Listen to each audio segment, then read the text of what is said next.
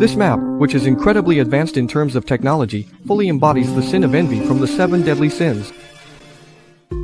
When someone possesses something wonderful that others can't reach, what they might attract is attacks and insults from others.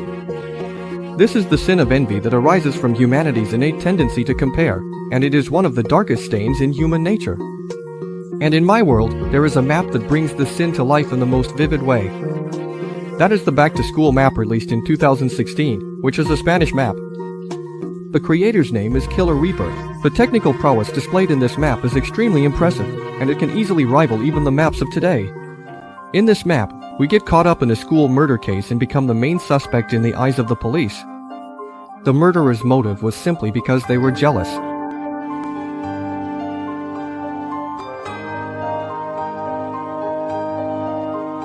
So before the video officially starts, don't forget to give me a free follow, it's the biggest support you can give me. Also, my eyes are not nostrils.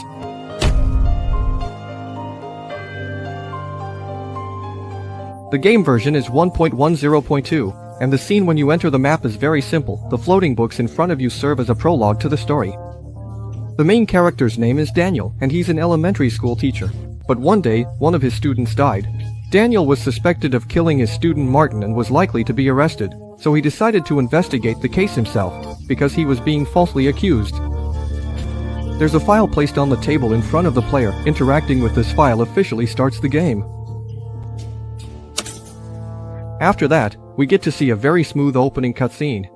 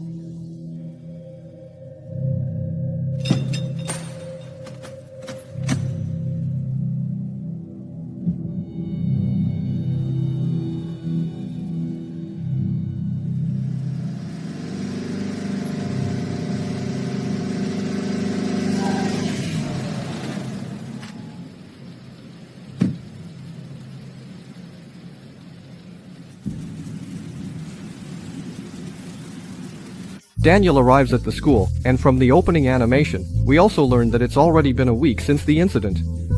The place where the death occurred is likely somewhere in the school that's easy to find, because the body was actually discovered by a few children. When the main character drives to the school, it's already late at night, and it's raining. Just like the weather, this case is turning out to be anything but simple.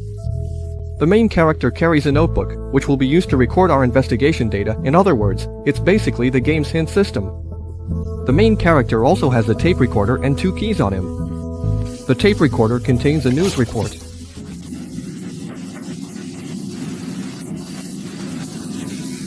To make it easier for everyone to understand, I'll just translate it directly here. The general idea is that the school has now been shut down. Due to a lack of evidence, the suspect teacher can't be arrested for the time being, and the case has hit a dead end. As for the keys, they're all used to open the back door of the school. As the investigation progresses, the main character also starts jotting things down in the notebook. The main gate is locked, but we can try to push a trash bin to get into the school. There are 2 trash bins nearby, and you can push them when you get close. The animation of the trash bin moving is really smooth, and then you can use the nearby rocks to jump on top of it. At this point, the main character has successfully entered the school. This school is really huge, but its appearance reminds me of a certain high energy, especially intense map. When we walk through the muddy ground at the school, the main character leaves clear footprints in the dirt. If this were in an indie game, it wouldn't be a big deal, but in an MC map, the attention to detail is off the charts. Plus, the direction of the footprints matches the main character exactly. The main gate has already been cordoned off with police tape, so it's definitely not an option, but there must be another way in. We can try to go around to the school gymnasium. We should be able to get into the school from there. Let's explore around the school. Surprisingly, for such a big school, the creator didn't hide any Easter eggs. The rain in the sky also suddenly stopped. Walking into a corner of the school, this place also looks like a huge arena. Inside, we found the main entrance to the gymnasium, but it was closed as well. Looking around, we can see the windows. The protagonist wants to use a rock to break one of them. If this happened in real life, the school would definitely make the protagonist pay 10 times the actual cost for damages. The walls around the school are all made of bricks, so there must be some collapsed bricks among them. Retracing our steps, sure enough, we found some collapsed bricks next to a tree. Next, we can use one of them to break the window, and then climb in through the broken window. The brick is actually quite small, so if you don't look carefully, you could easily get stuck here for several minutes. Walking further inside leads to the basketball court, but except for the main entrance, all the other doors here are open, and it seems like they were opened in advance, as if someone did it on purpose. At this point, the protagonist also needs to look for the key to his 5th grade classroom. We arrive at the huge indoor basketball court, and in the empty gym, the only sounds are a few basketball bounces and the sound of lights being turned off. It seems like, besides us, there is someone else in the school. Combined with the previously opened doors, this place feels unusually eerie. What's kind of amazing is that you can actually kick the basketball, though the only downside is that you can't move it at an angle with your foot. The basketball court itself is really huge, but at midnight, it's completely silent and lifeless. Following the path out of the gym, we arrive at the school's backyard, which is actually quite spacious. And when we take a closer look at the school building, we notice that there's actually a light on in one of the rooms, which further proves that there is someone else here besides us. In the backyard, we can also find a security room, but its door is tightly shut, so there's no way to get inside. If you go around to the back of the security room, you'll find a doghouse, and if you get close to it, a vicious dog will come out. But fortunately, the dog is chained up, otherwise it would definitely hurt someone. It paces back and forth in front of the player, acting all showy, but with those teeth, it looks like this dog is done for. Everyone watching, don't get any bad ideas. After spending so much time outside the school, we finally found the back door to the school from the backyard. At this point, the key the player has been carrying all this time can finally be put to use. Using the key to unlock the double security doors here, the protagonist finally enters the inside of the school. Level 52 at midnight really is different. None of the classroom doors or the rows of lockers in the hallways can be opened. Even though the place is very clean, it still feels like there's something unclean lurking around. The entire corridor is also extremely long, and at the end of the hallway, we can find a staircase leading to the 2nd floor. The overall layout of the 2nd floor is almost identical to the 1st floor, but unlike the 1st floor, there is a door here that you can actually enter. The creator added a falling note effect here, and I have to say, the communication system on this map is really smooth. There's also a circuit breaker inside, but for now, it can't be used. After leaving the room and continuing forward, the road ahead leading to the classrooms is blocked off with police tape, so you can't go through anymore. However, there's still an office area to the side that you can enter, with several rooms inside. The teacher's office here is locked. If you go into another room that's open, you'll find a key inside. But just as the protagonist is about to use the key to open the door to pause the scene, we can clearly see a brick flying in from not far away, possibly thrown at the protagonist by someone. If we put this together with the previous clues, all signs point to the fact that there's someone else in the school besides the protagonist. This person could very well be the culprit, but it's also possible that it's a security guard on patrol. So it's very likely that there are 2 people in this school whom we haven't encountered yet. The key in the drawer is for the teacher's office, and it's only at this moment that the protagonist realizes there's someone else here. We used the key to open the teacher's office, which contains several rooms, and the atmosphere gives off a feeling of undying love. If you walk into any of the offices, aside from a few cabinets and chairs, there's nothing else inside. We go into the office next to this room, and on the desk in that office, we find a letter addressed to the protagonist. The letter is from the school principal, who seems to have anticipated that the protagonist would come to investigate Martin's death. He also believes that Daniel was wrongly accused, but had no choice but to ask the protagonist to take a temporary leave. All the locks on the school doors have already been changed. When we walk into the room across the hall, we find a note inside, also written by the principal. From this note, we learn that the teacher's keys are in the security office, and because of what happened at the school, the principal won't be coming back for the next few weeks. At this point, the protagonist knows where the keys are and needs to figure out how to get them. But remembering that the security office door was locked earlier, how are we supposed to get the keys now? If you retrace your steps, you'll hear some strange noises along the way. But there was never any high energy. When we arrived at the security room, the door here was miraculously open. All of this was just too strange. The space inside wasn't very big, but it was fully equipped. It looked like there was a thick layer of dust stuck to the windows. In the security room's bedroom, we found a message left by the director, and we also found the classroom key placed right next to it.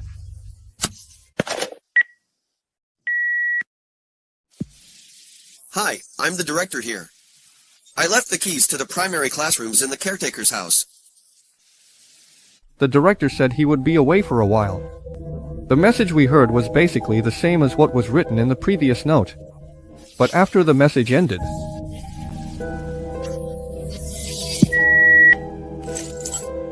all of this is just too strange. Could it be that some mischievous kids broke in here? And with the security room, which was clearly closed before, suddenly opening, it makes the whole mystery seem even more bizarre. Now that we've got the keys, it's time to head to the classrooms and investigate. On the way there, the bells around us suddenly start ringing, and the lights flash on out of nowhere. It's hard to believe, but it really feels like there might be some supernatural force here. When we reach the electrical room from before and turn off the power, everything goes quiet again. At this point, we keep moving forward. The area in the hallway that was previously blocked off with police tape can now, miraculously, be pushed open. But as we continue ahead, the main door leading to the classroom suddenly slams shut. Now, the protagonist has no choice but to take a detour through the basement to reach the classroom. The basement is filled with storage shelves. All of these shelves are packed with books, and just as we're about to pass through here, a mysterious dark figure passes by here. If we pause the footage, we can clearly see what it looks like. Wearing blue clothes, either a thief or a security guard. Even so, the protagonist still needs to keep investigating, and the atmosphere here is getting more and more eerie. The next lower level of the basement is made of concrete. The surroundings are especially cramped with piles of miscellaneous items, but luckily there's nothing dangerous here. After walking for quite a while, we finally make it outside. We arrive at the school's cafeteria, getting closer and closer to the classroom area. There aren't any clues to be found in the cafeteria, but just as the protagonist is about to climb the stairs to a higher floor,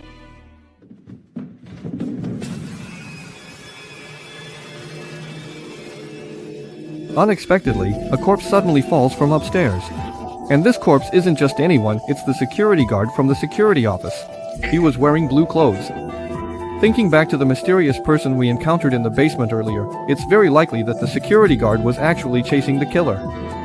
For the killer to be able to take down the security guard shows just how formidable they are. But even so, the protagonist still wants to get to the bottom of this, determined to clear their name, even if it means risking their life. As they get closer to the truth, the killer is also drawing nearer.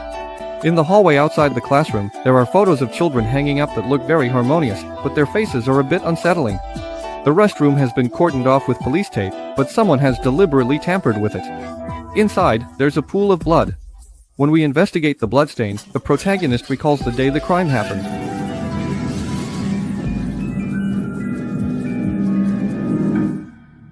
It was right here that Martin was mercilessly killed. He had multiple wounds caused by a sharp object, and this is also where the protagonist was arrested. Right next to the crime scene is the 5th grade classroom, and we use a key to open the door here. All of this feels so familiar to the protagonist. There are some test papers laid out on the desk, and the protagonist starts to examine them. But I have to interject here, there's a bug in this part, probably due to a translation issue. The regular command blocks outside no longer work. Originally, there was supposed to be a command here to fill in redstone, but it's already broken. We can try to manually add redstone, and that way the papers can be flipped, but it still can't be triggered. Anyway, all these papers are the lowest grade, but among these low-grade papers, there's actually an excellent high-grade one. In the end, we also meet the real culprit.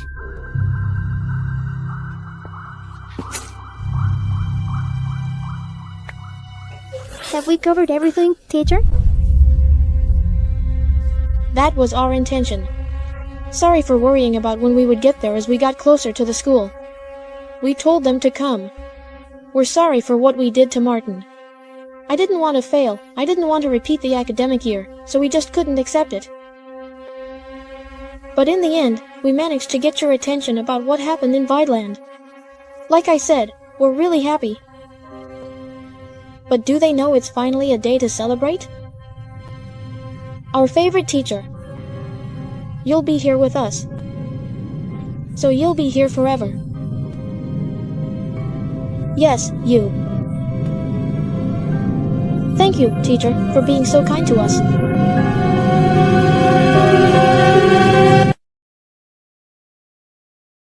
So, this is where the map comes to an abrupt end. The story behind it is actually pretty straightforward to analyze.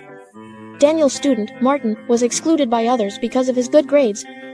He was probably bullied often, and in the end, he was killed by other students in the bathroom. Daniel happened to discover the body, he just wanted to save Martin, but ended up becoming the main suspect.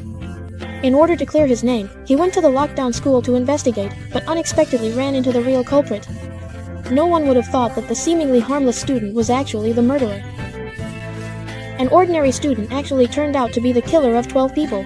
And since it was the early 2000s, there were basically no surveillance cameras, so the case was hard to solve and make public. In the end, Daniel was also killed, and his student's identity might have been exposed because of that. But as for foreign laws, we don't really know if they would be punished. As for a certain case in our own country, I'm sure most people have already forgotten about it. When Daniel started his investigation, his student had already anticipated that he would come. The security guard at the school noticed something was off, but he was outnumbered and ended up becoming the most innocent NPC in the whole situation. His student killed Martin out of jealousy over Martin's grades. In real life, there's no shortage of people who hurt others because of jealousy. Even if you're flawless, you can still attract baseless rumors and trouble. That wraps up the explanation of this map. Thank you for watching until the end.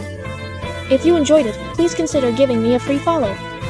Of course, this is just my interpretation. If you have a better one, feel free to share.